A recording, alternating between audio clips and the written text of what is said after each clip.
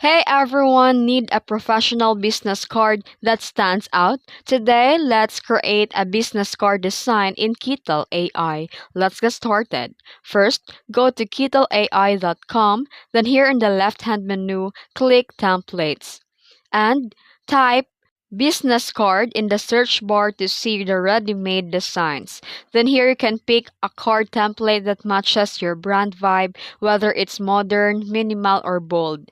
Then here you can replace the placeholder text with your name, the job title, contact information, and company name.